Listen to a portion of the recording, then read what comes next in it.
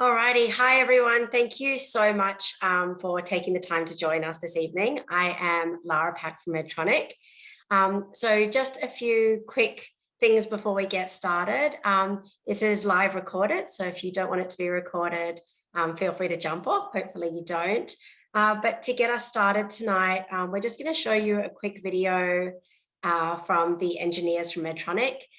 So they have pre-recorded this because they're in the States right now, so it would be ridiculously early in the morning for them. But we have Lou Linter and Benjamin Grossman, who actually developed the algorithm and continuing to work on our technology. So we're going to hand over to them to do a little bit of an introduction and give you a flavor for what's coming from Medtronic. Then we'll come back and I'll wrap it up and hand over to the next part. Hope you enjoy it. Thanks so much.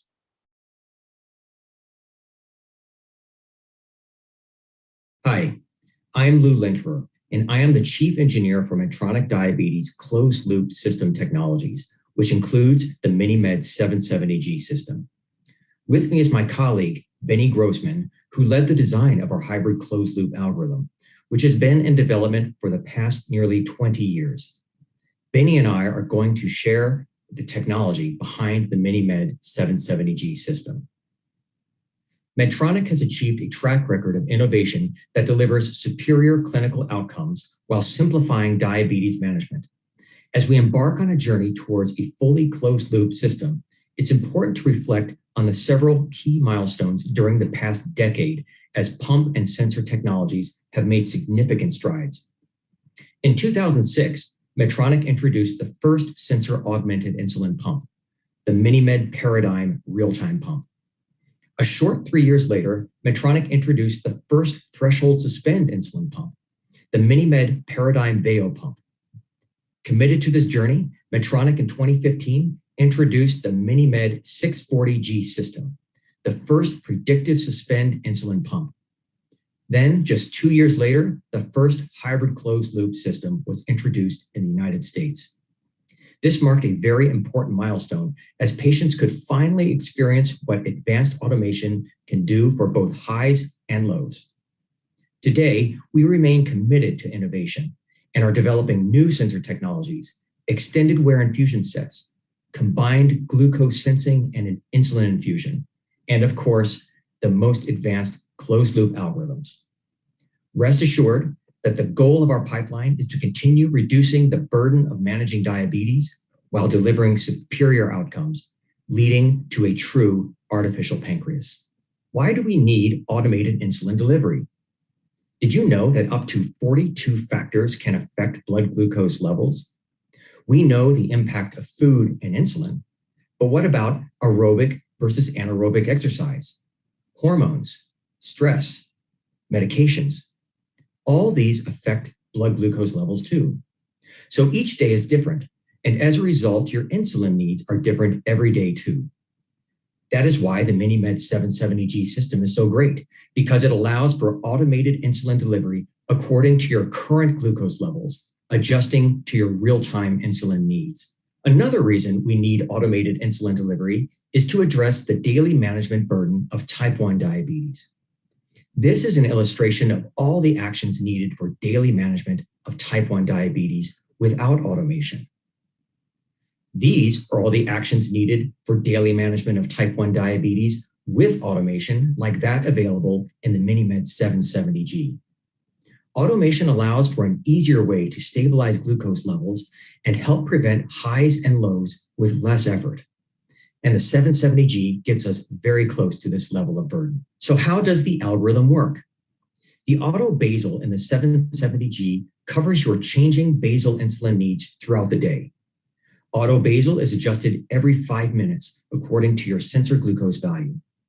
The system also looks at glucose trends, or how quickly glucose is changing, and how much insulin has been delivered to your body already, including both basal and bolus insulin. This is the insulin in your body that is still acting to lower your glucose levels. These factors guide autobasal as to how much insulin to give you in order to achieve the glucose target of 6.7 millimoles per liter. Finally, there is an additional safety feature called the maximum autobasal delivery limit, which acts as a safety roof for autobasal and it is the maximum autobasal delivery rate for that day. It is set every day at midnight and is adjusted based on the user's recent history of insulin delivery and sensor glucose response. While the day-to-day insulin requirements are different within the same individual, we know that insulin requirements also vary throughout the day. We've known this for years. Here is an example of a patient from a clinical trial. When this patient was using manual mode with fixed basal rates, they had highly variable glucose control well outside the target range of 3.9 to 10 millimoles per liter. But when they moved to auto mode, which automates basal insulin delivery every 5 minutes based on SG data, you can see how the action of a highly variable auto basal insulin delivery helped this patient achieve more consistent glucose control and more time in range. In 2017, Medtronic was proud to introduce the world's first self-adjusting insulin pump with the MiniMed 670G system. This exciting and groundbreaking technology was the first commercially available system to address both high and low glucose. This hybrid closed-loop technology has been shown in both the adult and adolescent, as well as the pediatric pivotal trials, to significantly improve the average time in range for the study participants. Average time in range increased to 72% and 65% respectively in the two trials. Furthermore, the average time in range for the critical overnight period was even higher, at 75.5% in the adult and adolescent group and 71% in the pediatric study participants. Both pivotal trials showed that patients were able to achieve greater than 97% time spent above 3.9 millimoles per liter. Both the adult and adolescent, as well as the pediatric pivotal trials, demonstrated that the hybrid closed-loop technology on the MiniMed 770G system can address both high and low glucose readings and can do it safely with zero severe adverse events related to severe hypoglycemia or diabetic ketoacidosis during the study phase. Hi, my name is Benjamin Grossman, and I will use these few minutes to introduce you to the hybrid closed-loop algorithm behind the MiniMed 770G insulin pump. Our journey started with pancreas insulin secretion profiles. As can be seen in the figure, insulin in people without diabetes is produced to compensate for increasing glucose while maintaining a basal rate at the fasting periods. By utilizing clamp studies, the pancreas release of insulin can be explained by a proportional integral derivative controller, also known as a PAD. In addition, studies showed that the pancreas uses insulin concentration as feedback to reduce over-delivery of insulin. We utilize this insulin feedback concept, or IFB, into our controller action to get our PAD-IFB controller.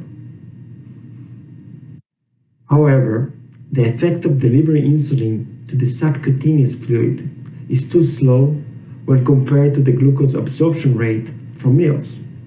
Moreover, the slow insulin action may also contribute later to a potential postprandial hypoglycemia. Therefore, our system was designed to be informed by the user of a meal consumption.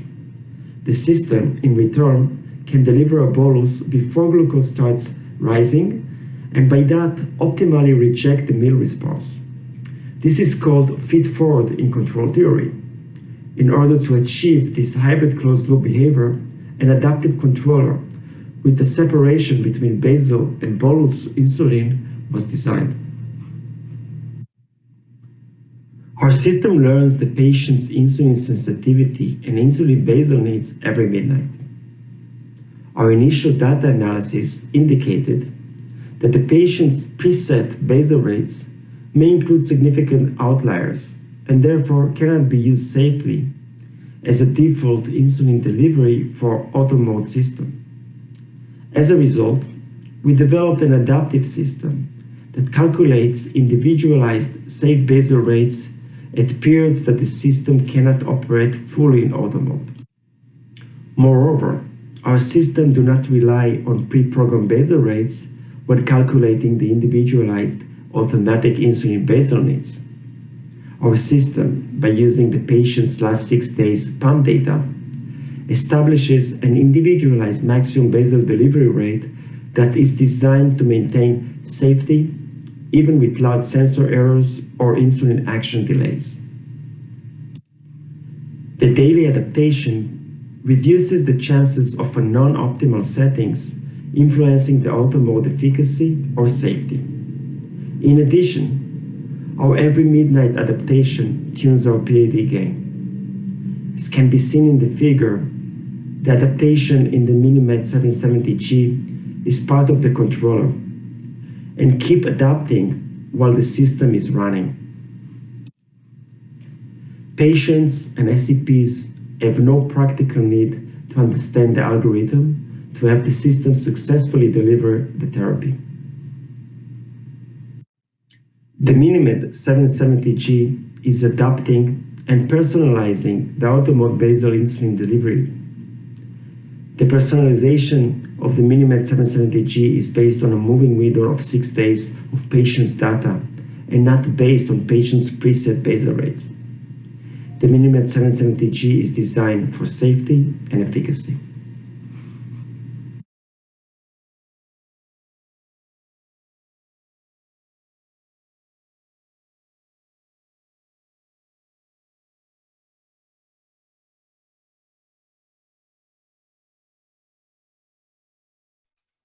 Thank you so much for watching that. So hopefully you got a little bit of some interesting feedback and information about our technology. Benny himself actually created the algorithm and Lou's work in our future technologies. So just before I introduce Martin to take over, just a couple of things I wanted to cover. At the end of the presentation, there'll be an opportunity for a live Q&A. So there's 2 sections that you'll see below you. There's a Q&A. So if you've got questions you want to ask that you don't want everyone else to see, you can pop some questions in there. There's also a chat box if you're happy for everyone to see and if you've got comments along the way. So I'll be checking that as we go through. When we get to the end, Martin will be available to answer any questions. And thank you so much also to everyone who's already given us some questions that we can go through. And hopefully you'll get everything you need to. The engineers that you just saw are based in the States. So if anyone does have an interest in having a live opportunity to hear from them directly, let us know. It would just have to be in the morning, our time, to be able to coordinate. But we're very open to doing future webinars and answering any questions that you might have about our technology. So without spending too much more time discussing that, I'm going to hand over to the wonderful Martin. So a lot of you probably know Martin when he was in Perth. He's now in Christchurch at the Pediatric Hospital leading there. He's also a lead global investigator for Medtronic Future Technology. So we figured there was no better person to answer. I'm just hopefully not making him too nervous going through all of this. But no better person to answer about experience with our current technology and some of our futures. So thank you so much, Martin, and I will hand over to you. Great. Tēnā koutou, kia ora koutou everybody, haere, haere, haere. And for those of you who are in Australia, just a welcome to country, and I hope you're all acknowledging the guardians of the land that came before many of us arrived, of course. So you got a chance there to listen to Benny and Louis. Benny and Louis are great guys and they're really great to work with. And before I start, I really want to acknowledge, of course, how much I've learned from my mentors, especially in Perth, from the Perth team, and I hope some of the Western Australian team are online today. So a big shout out to you guys. It was great times there, and we learned a lot. So I'm going to now share my screen and get started. Hopefully you can all see this now. Right, please sing out if you can't see my presentation now. So while you're sharing, oh, you can see my slides here now, can't you? So let's, that's all right. Can you see my notes? If you can see my notes, that's okay. Lara, can you see my notes when I'm doing it, or you just see my screen? I think we can see some notes underneath. If you make it full screen. I'm full screen. Does it go presentation mode? No? Yeah, I've got that. It's just that it's the way that it's coming on my double screen. Hang on. Give me a second, guys. Okay.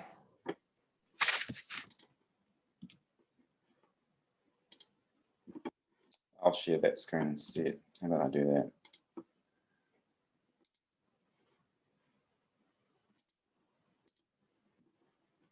Right, that's better.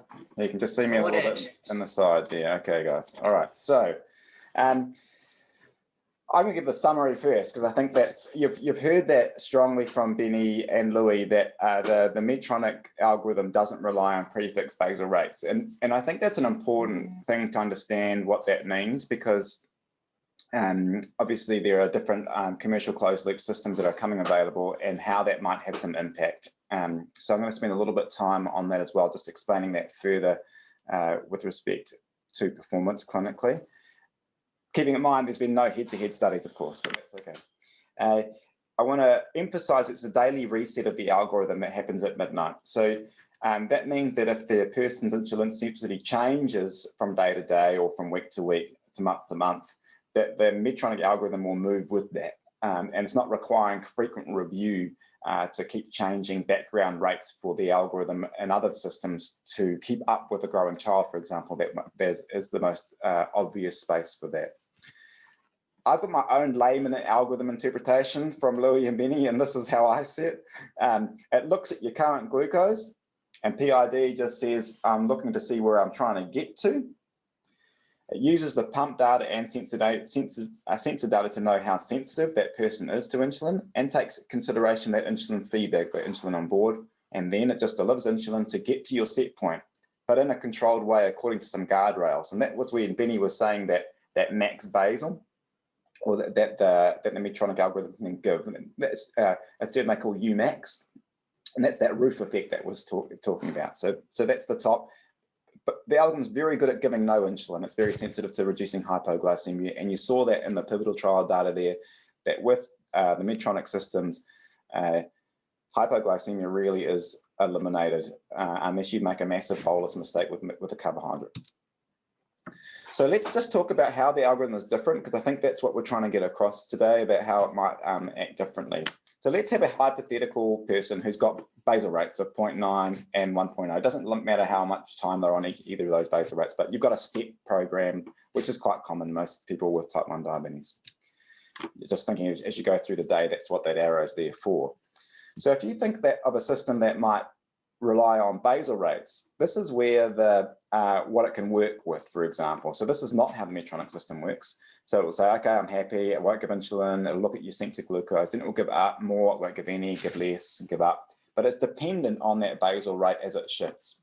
So if you don't keep up with your basal rates, or there's massive changes in your basal rates, the algorithm will be held back. While the Medtronic system ignores that background rate, it will give more or less depending on those simplified factors, just what your sensor glucose is, the insulin feedback, and trying to get you to the set point. It's not hemmed in by the basal rate, but it is hemmed in by its top Umax, or its safe basal limit.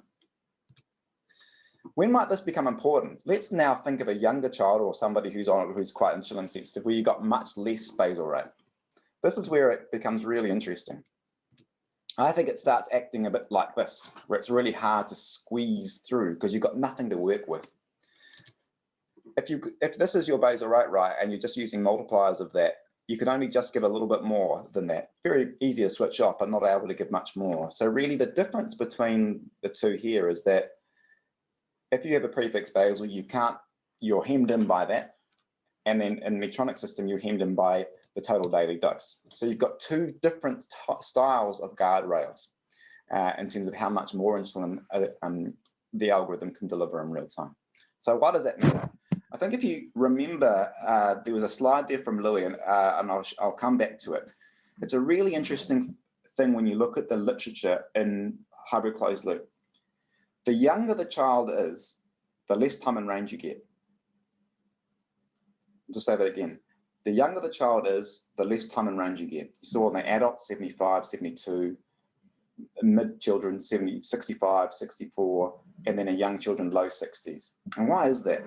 I'll come to that. And it's really about having nothing to play with. So the lower your insulin level is, the harder it is for the algorithm to overcome.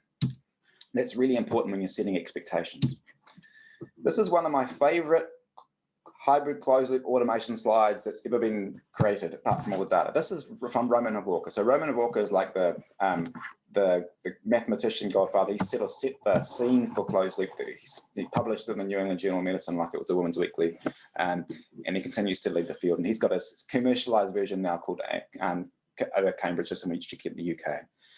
This slide looks at a bunch of different ages where they had them on closed loop and then look back at the variability that basal rate given. So I'll just talk you through the slide. Here's the coefficient of variation, which is a percentage of time around the mean. I'll give you an example of how that might work. And there's less than 6-year-olds, 7 to 12-year-olds, 13 to 17-year-olds, and 17 to 18. This is nighttime and this is daytime. What does that mean? It means a couple of things. One, the younger the child is, the more variability there is for basal requirement. The younger you are, the more variability. So that means that the younger the child is, the greater their algorithm has to be able to be reactive. Otherwise, it's not going to be able to cope with that variation. The second point is that there's more variability at night than there is in day. It's also super interesting. We think that the variability, this is only for basal though. So the main reason why this difference here between day and night is because the greater proportion of insulin during the day is delivered by bolus insulin. So that's what removes that. But I'd also like to look at this thing, how and as you age, that variability gets less. We keep getting told when we were trained about this nighttime variability for teenagers with the dawn phenomenon and all that. It actually, they're easier on closed loop than it is the very young ones. What would this mean in real terms?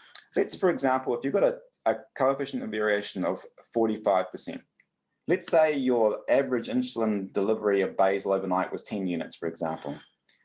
This means that 45% has to be within one standard deviation of that mean. So that means basically 2/3 of your nights are going to sit somewhere between about 5 and 15 units over that night. That's a massive difference. And then there's 1/3 that are even beyond that, either lower or higher than that. So you can think that's what parents tell you. They tell you every night is different. I can't sleep at night. If I want to get good control at night, I've got to be up all night dealing with it. And that's the beauty about closed loop in general, is that it deals with that variability at night so nicely. And how would you see that? This is in some the 7 to 13-year-olds. This is that from the pivotal trial where you see closed loop really come into its own at night. I'm not going to show you real dramatic, amazing data. I'm going to show you sort of real worldy data. This is 7.5% HbA1c. We're not talking about 6% HbA1c. We're talking at time and range that's probably in the mid to high 60s. And what you can see is that at night it's so great. This is the line here at night where it really comes close, less variability. And during the day, look at this line compared to the dotted line. You wouldn't be convinced that it does much, except these outliers are not as bad. So the high ends and the low ends are minimized, but your mean's about the same because you're reliant still on accurate bolusing and all those things in daytime control. But at night, dramatically better. I know I'm talking to a majority Australian audience, so hello everybody. Hopefully, maybe Sybil's on, I don't know, but Sybil and the team, most of you are aware, when I was in Australia, we did these 2 massive trials for the 670, randomized controlled trials. We did a bunch of pediatric centers and batch adult centers, and both the protocols were pretty much mirrored. And I'm just going to show that adult data first, and then I'm going to work my way down and show that same theme of that time and range reducing, but I hopefully will explain why. You've got less insulin to work with and greater variability. This is the data from the Australian group, so your adult colleagues there, where your A1C improved over time, and time and range went from 55% to 70%. So really good outcomes in adults with hybrid closed loop with the 670G system, which is the same algorithm as the 770. The Australian RCT is about to be published, I hope. I don't know if Mary and the Western Australian team have got to update whether it's published yet. I haven't seen it yet. And this is her slide, so thank you, Mary. It's 12 to 25-year-olds. And this time, the time and range, you can see, was 65% by the midpoint, and it started to reduce by the end. So, still a good difference in 8 to 10%, which you see often in most of the studies, but it was a bit less again. It did translate to about 1.6 hours extra time and range, less variability, improves quality of life, which Louis mentioned in that sort of what's our purpose? It's to reduce burden as well as getting better glycemic control. Let's go one step lower. And suddenly you're thinking, oh man, now I can see the story. Let's look at the time and range for the 2 to 6-year-olds. We're now the time in range using AM, which is auto mode, is 56% time in range. Okay, they had not great baseline time in range, 42%. So they still got a 14% massive improvement. That's great, right? If you could do anything to improve time in range by 14%, you'd be pretty pleased with yourself.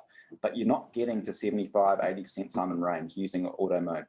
And that is because how I explained it to you, that the algorithm is requiring a decent total daily dose to work with to give more variability and push. And this is where it becomes important when you're thinking about who you should select to get onto automation and what expectations and when you should use automation. How do we maximize the use of the algorithm? How do we get people to get time in range 75, 80%? So these are first two points are from Laurel Messer. If you haven't heard, I hope you've all heard her speak, and she is great, talking about real world closed loop delivery, doesn't matter which platform. And she says these two great things. At this stage, no commercially operated automated insulin delivery system can beat obsessive control. Right? If you want to sit there every 10 minutes, putting temp basals from 0% to 500%, and being on top of the arrows and changing things all the time, then you can, of course, get very flat line, or if you don't eat carb at all, that would also help. But that is a big burden on your quality of life. Bolus is still king, right? So Louis and Benny mainly alluded to, his slides have been cut out a little bit short to fit in, but we're still limited by the onset of insulin that you have to bolus, you have to get your carb ratios good, and you have to pre-bolus. That 15 minutes, 20 minutes before you eat is still really critical. So we're not in a fully automated system yet. We haven't got the artificial pancreas. We're hoping for it. We've still got some pretty firm limitations about what that will allow, and that's probably still our insulin action. You need to make your carb ratios about 20% stronger when you start somebody.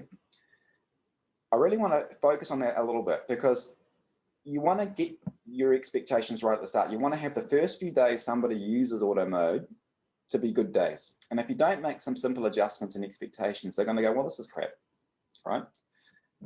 When there's insulin feedback in a closed loop system, well, how that behaves is that a bolus is delivered, and the algorithm then, what I think, listens. It goes, all right, you've just given 8 units for that carbohydrate. I'm going to see what happens, because that's the insulin feedback, and it'll wait a little bit. The algorithm really gets depowered by all that insulin on board, and then a little bit later it will kick in to deal with whatever you've done, not counted it right, counted it too much, in terms of giving too little or too much for that bolus. That allows you to give a more aggressive carbohydrate ratio, because the algorithm is really good at turning off insulin. Yeah. So if it switches off insulin really well, why don't you give up a decent amount up front and then work from it there? So I would recommend you changing your carbohydrations when you first start somebody on closed loop to be 20% stronger for the ratios. You probably need to shorten the insulin active time. All right. The algorithm's really good at switching off insulin and then increasing. And what do you mean by the insulin action time? They kind of mentioned it, but I've got a real simple Martin graph, all right? So bear with me, all right? Here's your insulin action, or how many units are on board, and this is time. Classically in pediatrics, you'll have a insulin action time of about 3 hours. Some people have less, some people have more, but generally 3 hours is about average. If you shorten it, what you can see that if you're in this window between 2 to 3 hours, if you shorten to 2 hours, the algorithm doesn't think there's insulin around anymore. So that allows it to give more insulin. If you're going to get any feedback from people using hybrid closed loop system, they're going to say it keeps holding back insulin, doesn't give me enough, I've got a ghost carb, I've got to do that. It's because you've got to allow it to be free. Free the algorithm up, shorten your insulin action time. Now this is super important. There are some systems that are coming that you can't change this, right? You've only got 2 things you can change in closed loop using the Medtronic system. That's the carb ratio and the insulin action time. So you want to maximize that in terms of allowing it to give more insulin. I reckon you've got to set your expectations right. For the person with a time and range that's already got 70%, it's probably about getting a good night's sleep. All right. You might consider using only auto mode at night and say, hey, at night, switch it on. And during the day, I'm going to be obsessive and use PLG, where I can not be hemmed back by that Umax, right? So you don't need to commit, right? And this also helps you when you think about how in the Medtronic system, you can pare down the level of your algorithm. You haven't got all or nothing, right? So that's quite nice. You've got that flexibility to switch between the two. The same might apply to a very young child with good baseline control. It's really hard for parents that have been highly obsessive and really involved in lots of changes using temp bases really well to relinquish control to the algorithm, and they'll find it difficult, and they'll also sometimes meddle before allowing the algorithm to do its work.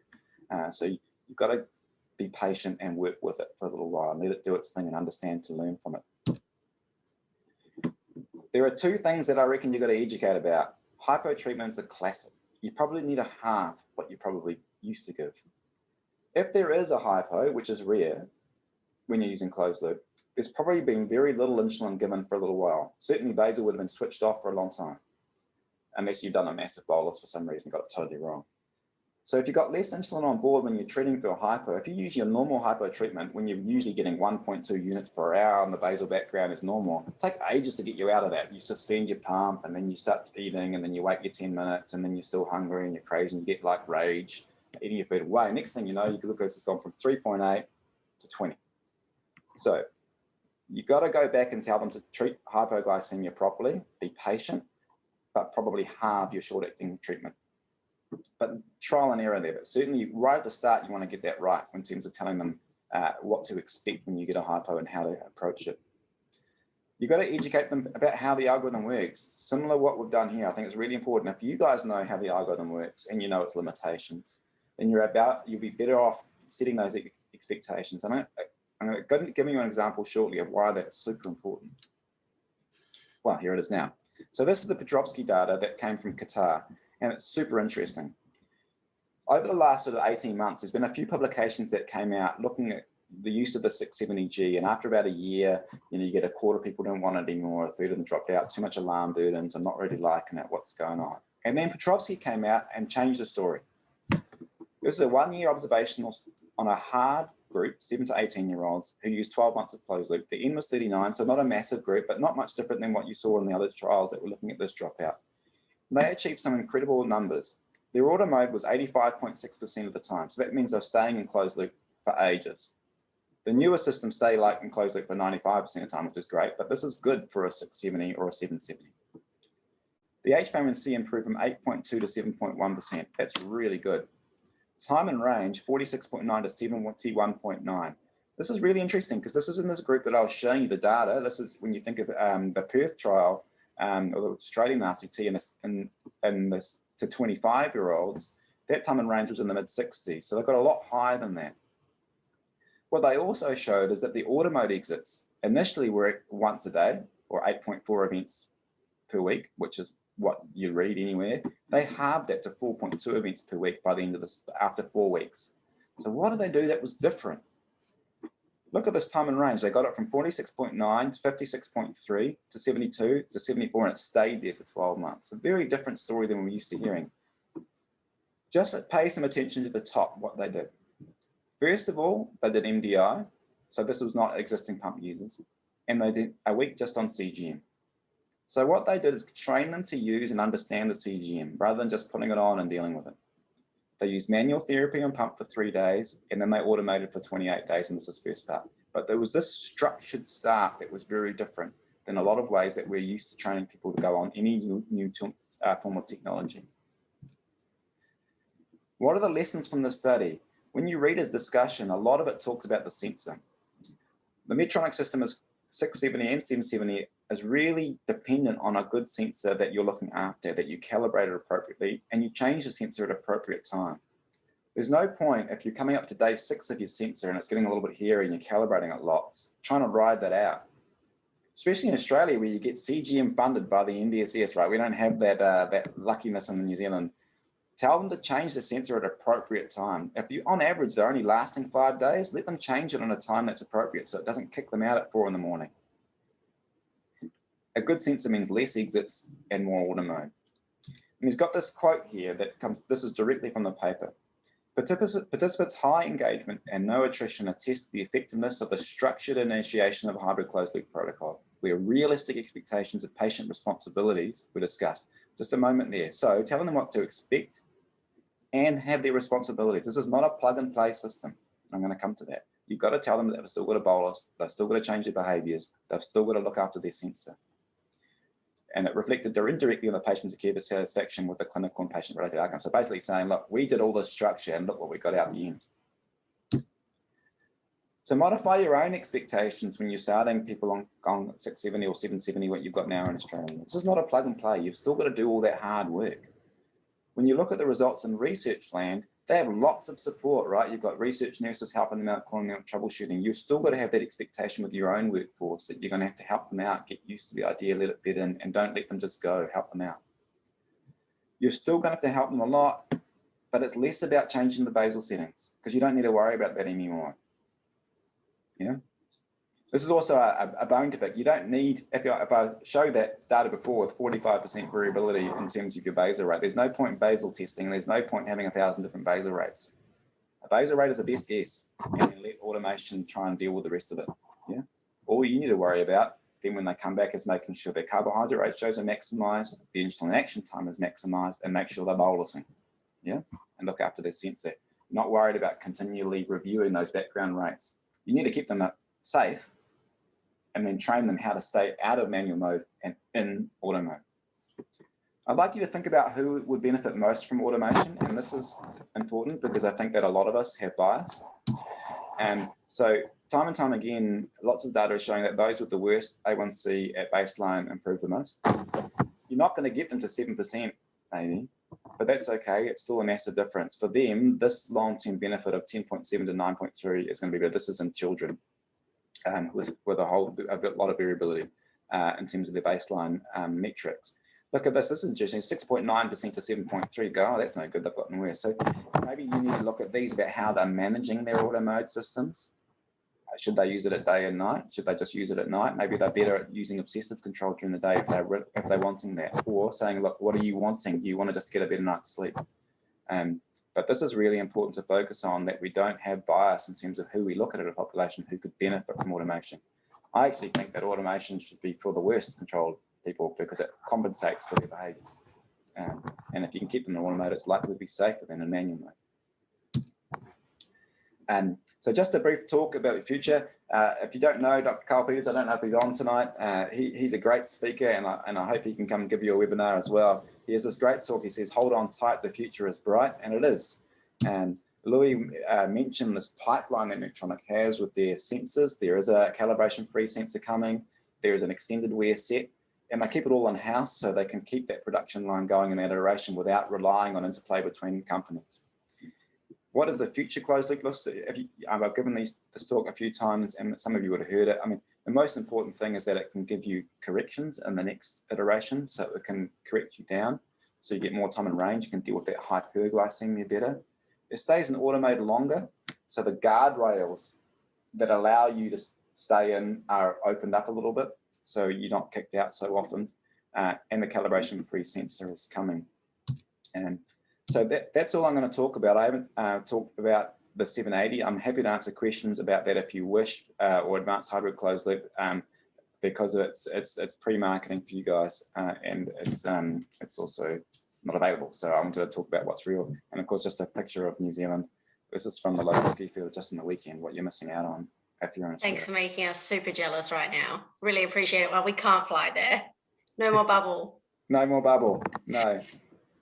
Thank you so much, Martin. So appreciate it. We have a ton of questions that are coming out, but you just mentioned, I'm not going to name it, you named it, so we'll just keep it that way. Yeah, sure. I'm allowed to, but you're not, right? So, you're allowed to. Yeah, exactly. But someone actually just asked, obviously, knowing what you know now about what's coming in the future, if you could talk a little bit about that, but also what is your recommendation then for what our physicians who are on, and HCPs that are on the call now do today, knowing that? But so much depends on timing about when things are available, and I just don't know when it's going to come. Like, I don't think you can always sit there and wait and go, oh, the next thing's better. It's like you're buying an iPhone, right? As soon as you get it, it's obsolete. So I think that you've got to think about what's best for your person right now, and why should you wait? If you need to upgrade later, do it. So if you've got automation and it's right for you and you've got the expectations right, then go for it, get it going. If there's something new that's coming, then welcome that. And I don't think you should wait. I think otherwise you'll be waiting and waiting. I mean, it's just something that you shouldn't do. I think that you should crack on and get on to automation if you can. Why not? I think that I'm a great fan of it. I think it looks great as long as you manage it properly and educate properly. Okay, awesome. And had lots of people asking a few insights of what's coming on the next iteration. Okay, all right. So the next iteration, so the studies show you get better time and range. It stays in automated longer, so you get way less burden. And that's the critical thing. Further, the fact that it can correct hyperglycemia is awesome. So it can develop auto corrections without you having to announce it. And it's not hemmed in by a time zone. It doesn't say like once an hour it can give you a correction. It'll just keep giving you corrections according to the insulin feedback, which is pretty cool. And you can also go to change set point. And that's the other point that's really, I guess, one of the, if you've got somebody who has a time and range of 70%, they get frustrated that the set point is 6.7 millimole per litre. So the AHDL, or the next version, has a set point of 5.6 millimole per litre. So you can, so that's, people enjoy that a lot better, and it doesn't give you more hypoglycemia. You get a better mean average glucose and a better time and range with that. So that's your choices. But having choice is also awesome. So I haven't we are using the next iteration in studies here, and there are a couple of people that we've had to use the higher set point for, just because they are really prone to hypoglycemia no matter what they're doing. So that's quite nice to have a bit of choice there. Okay, awesome. So we have currently 22 questions in the Q&A. So I'm just going to start at the top. Sure. I don't know if I'll answer all of them. There's a lot of expertise in this grunge that are out here, I'm sure. So people can help out when needed. We can see how we go. If anyone has extra feedback, feel free to pop it in the chat box, or you can put it in the Q&A and I can answer it. Does the calculated sensitivity account for differences across the day? For example, stronger in the morning, weaker in the evening? So that's a really good question. No, so insulin sensitivity factor is, so when you're in auto mode, it doesn't even exist, right? So the insulin sensitivity is completely calculated by the algorithm, and it's very basic. It's really just your 100 rule. Nothing fancy about the sensitivity factor. What is interesting, of course, is that it uses a correction to higher an initial correction bolus. So it'll hit it to a point, and then it will slowly bring you in a target. So you're less likely to overshoot. So think about in the real world, when you've got a glucose of 25 and you correct it, none of your patients have 25 glucose, I'm sure. You know, I always use the metaphor of a dartboard. You know, the further away you are from the target, the harder it is to hit. Right? So if you're from 5 meters away, you're at like 25, trying to hit 5, really hard to do. A lot of variability. You'll overshoot, undershoot.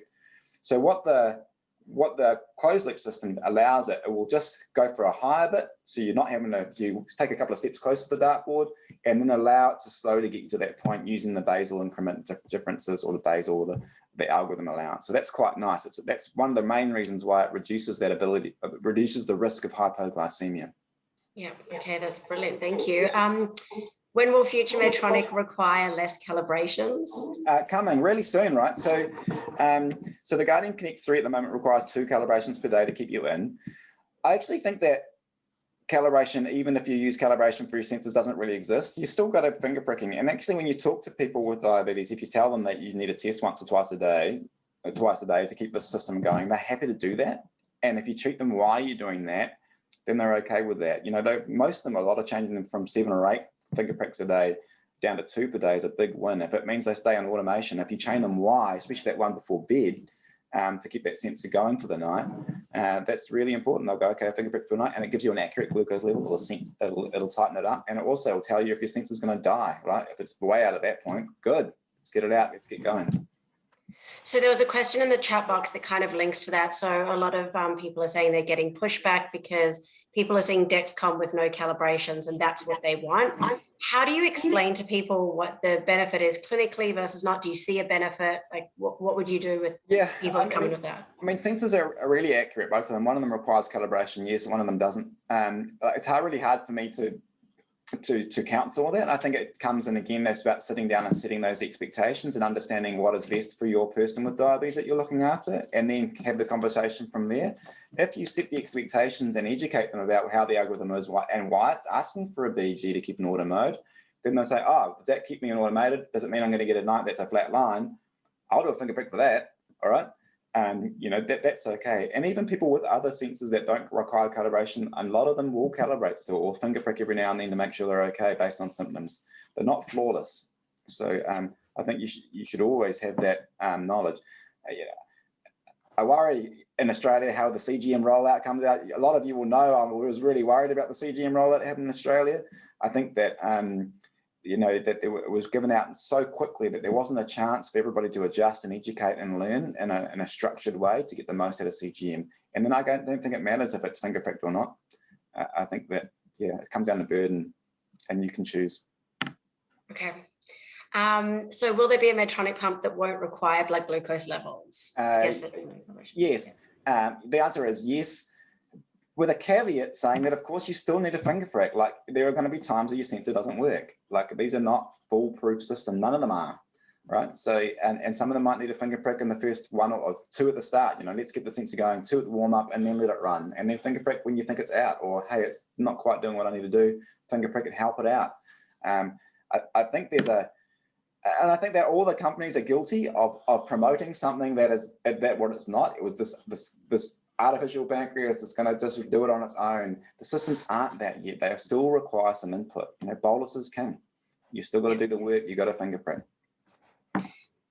Is Medtronic, I love that I'm asking you these questions. Is Medtronic planning any future development in the algorithm to cater for diurnal differences in insulin sensitivity? All right. So, okay, good question. So, you're making an assumption that there is a diurnal change in insulin sensitivity. There is some of that, mainly around your ability to counter-regulate, but it's not great. There are more reasons for differences in insulin sensitivity, mainly exercise, stress, food, etc., than just your plain old diurnal insulin sensitivity. I'm not aware of a really strong pattern that is at least predictable to prove a diurnal rhythm of insulin sensitivity that changes. This is where the Medtronic system is really good, because you're not requiring on a basal rate that's preset to try and predict any sort of rhythm in insulin sensitivity. It'll just work in real time. It looks at your glucose and it will safely move it down slowly. And if it's seeing you drop quickly, it'll just stop you giving you insulin. Just stop altogether. And then it will wait and give you more. So, that any variance in insulin sensitivity is why any automation is so awesome, because it deals with that. Okay, thank you. How does the system perform during, I don't know if you're going to know the answer to this, but pregnancy and, let's say, steroids? So an example of 2 weeks. So I don't know how many peds you have that are pregnant, but if you've got experience outside. Can I answer the pregnancy? I can answer the pregnancy question. I'm a pediatric endocrinologist. I can only tell you what the data shows in the literature.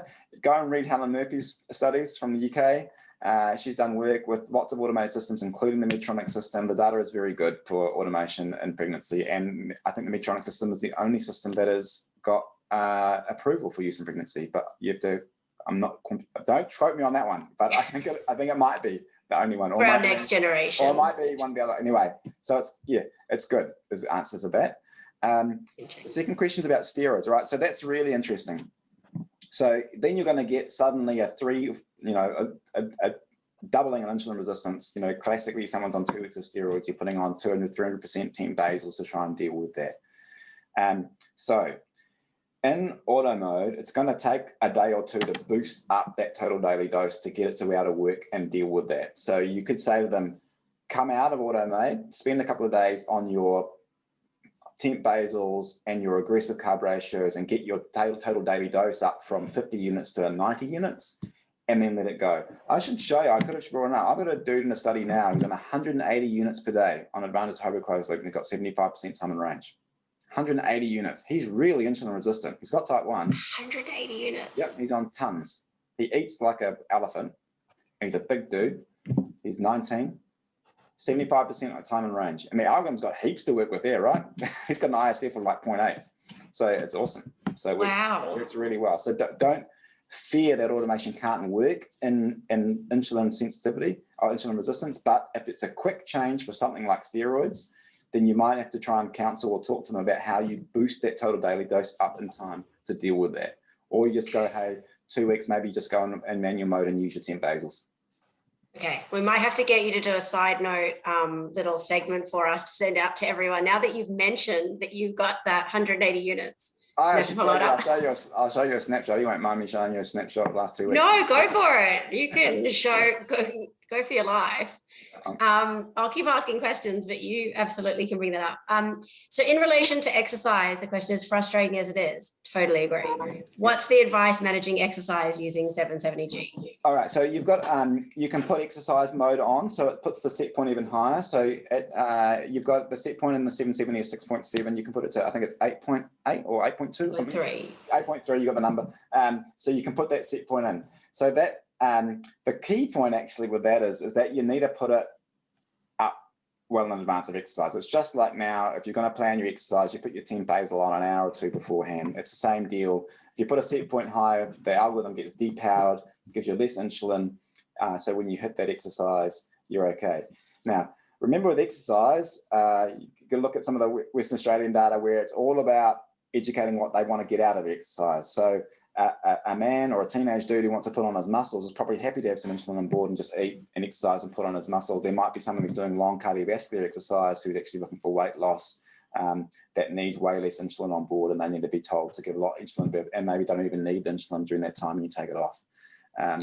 So there's lots of variability. You need to go through. Exercise remains the hardest thing in type 1 diabetes out of all the things that we're dealing with. So and is it getting better in future iterations? Oh, good question. Yeah, I mean, you've got more tools, right? So you've got more things to tweak and play with in terms of those different set points. But nothing's going to happen. If you've got insulin on board and you start exercising and you don't eat, it's going to drop you, right? So you've got to just anticipate. And I guess that's hard with young kids and adolescents who can't think beyond about 5 minutes, right? So, and then you've got to look at your other tools there. If you've got to give them some carbohydrates to keep them up.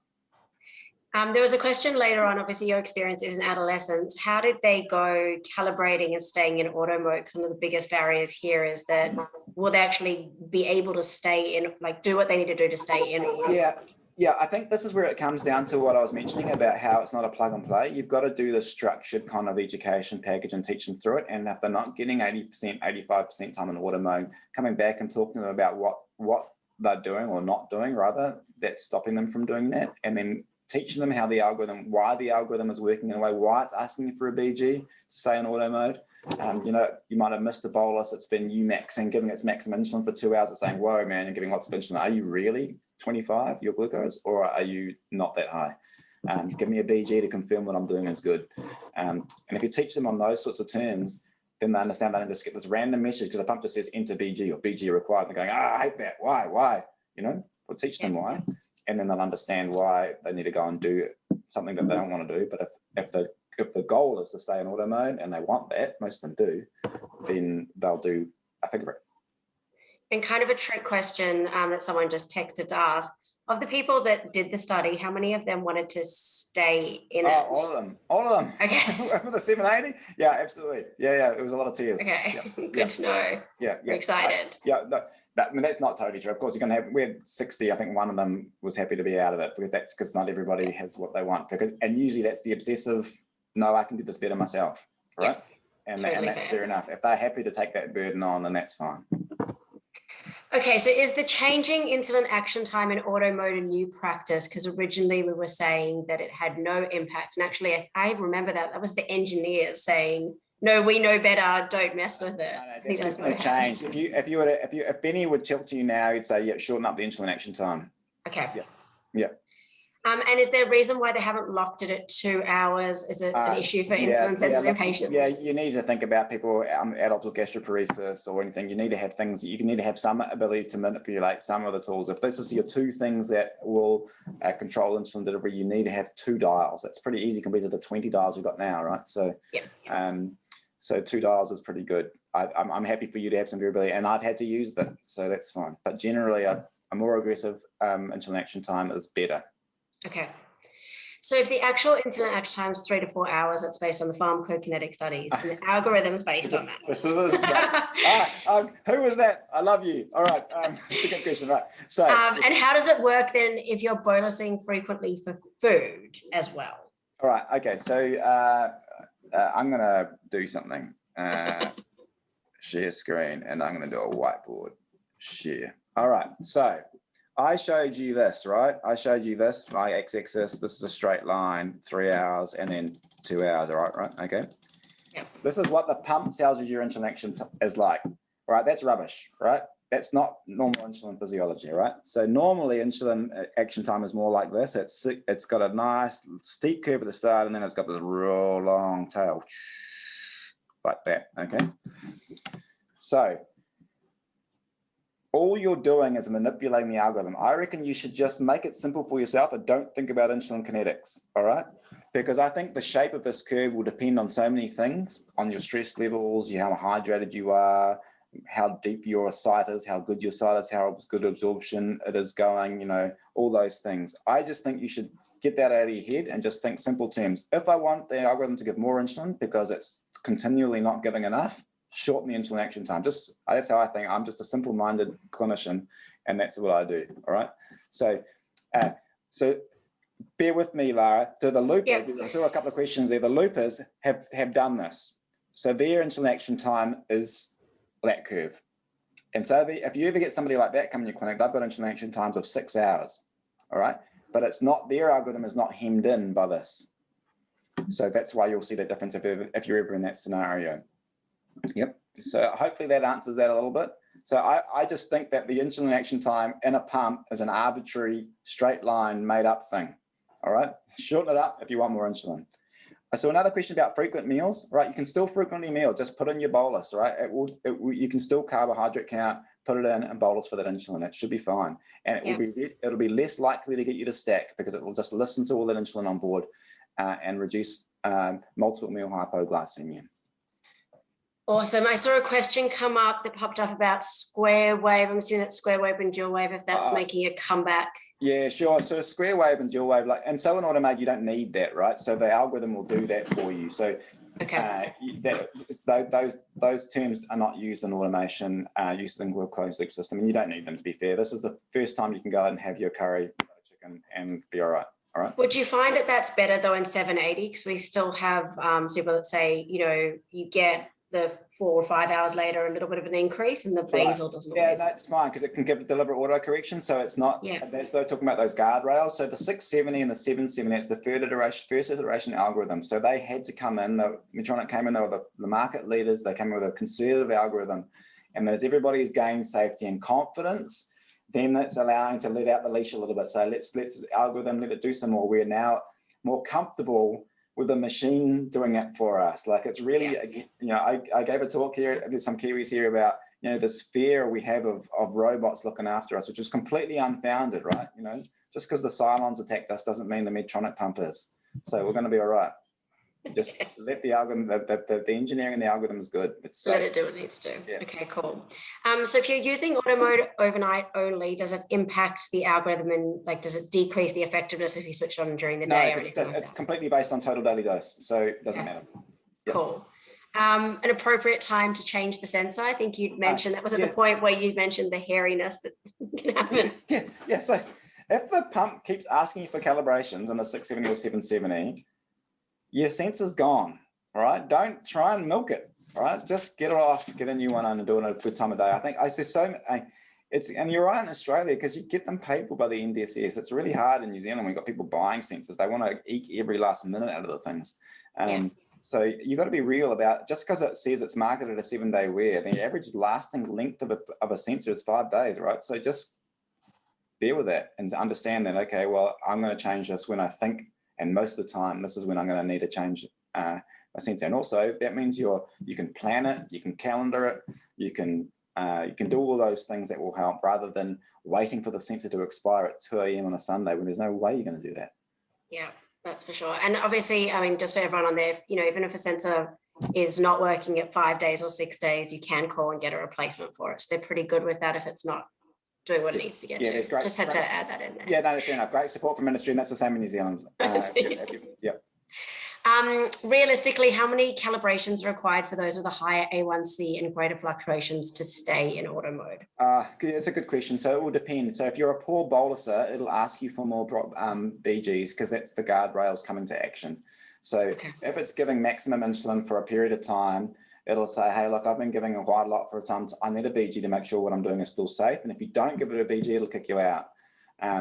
So again, it's about training people about why that's happening and stating that you do the basics right. Bolus is king. I can't echo Laurel Messer enough. You got to basis of diabetes management does not change with automation. There is less burden if you do it right and gets rid of that variability.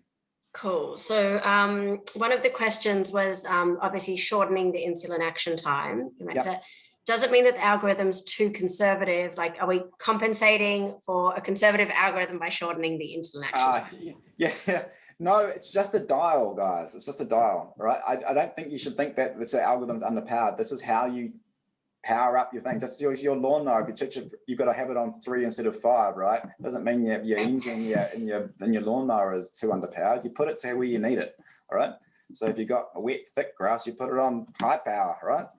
It's the same deal. Just use what you can use and use it effectively. And there's that treatment inertia that we all get, something new. We're a bit slow on changing things. If you're not getting time and range at 70% plus, or why you're not getting there, look at the settings. Have I maximized them up? And you'll be surprised if you crank them up. You're not going to get more hypoglycemia. So there's a question there that you can try answer and then I can try answer. When are we likely to see 780G? I can't answer that. You should answer that. So I can't really answer that. The only thing I can say is that that's a TGA question. I think the benefit of COVID is that the average person now understands the regulatory bodies, but rest assured there is hope on the horizon. We just can't give exact dates. And there was a question there, which I was going to answer as well. Is the system software updatable? It is. So for all these questions about what's coming next, please remember in Australia, we have 770 and 770 is upgradable. So there will be options for how people can do that. And there were quite a few questions here for children who are early in diagnosis, that the basal, can't be turned off long enough overnight to use manual mode overnight. And then a question that just came in to use diluted insulin. Okay, diluted insulin is no. The Medtronic algorithm won't cope with that. It won't, because it's thinking that's the concentrate of insulin. So you can't use diluted insulin in the Medtronic closed loop system. So I put that one to bed. The second question about, early in diagnosis, if they're really well in a diagnosis, usually they've got a flat glucose profile at night anyway, right? I mean, all their own C-peptide is bringing them to a glucose set point of 4.5 millimole per liter, which is a lot lower than the algorithm will give it. So yeah, that's when your conversation, you say, well, maybe automation is not for you. Okay. Maybe just wait until it gets harder and then use it.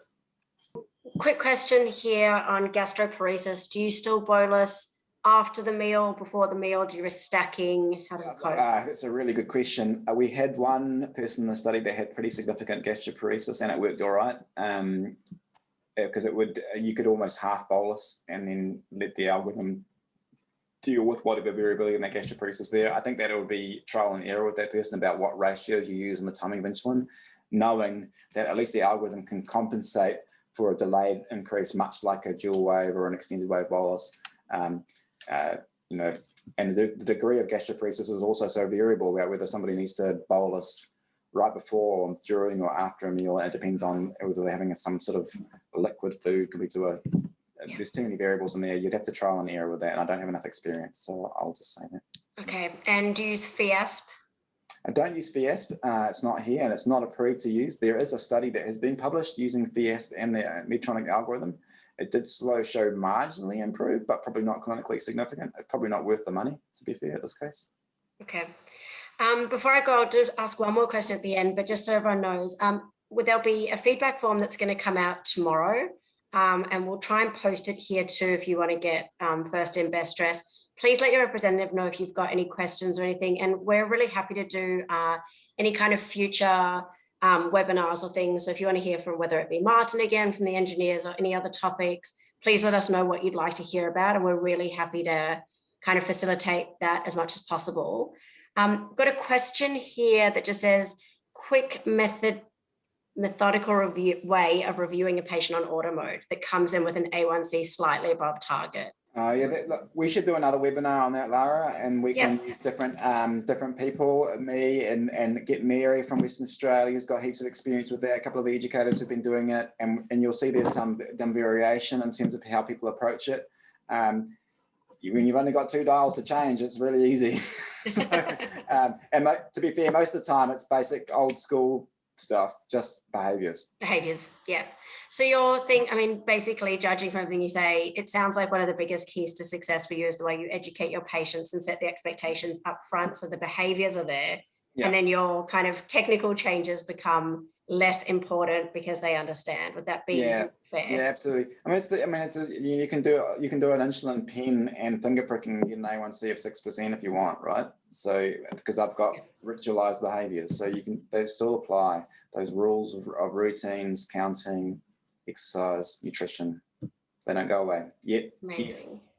Yet. We'll get there one day. Yeah. Martin, I cannot thank you enough. This has been amazing. I'm literally seeing everyone writing these messages, how much they appreciate you. Everyone's learned something. You got so much experience. We really, really appreciate you taking the time. I know it's super late for you there. So thank you again for putting this all together and answering questions. No problem. You're welcome. See you in New Zealand soon when this bubble opens up. When the bubble gets open again. Thank you so much. All right. Catch you guys. Thanks, everyone. Bye.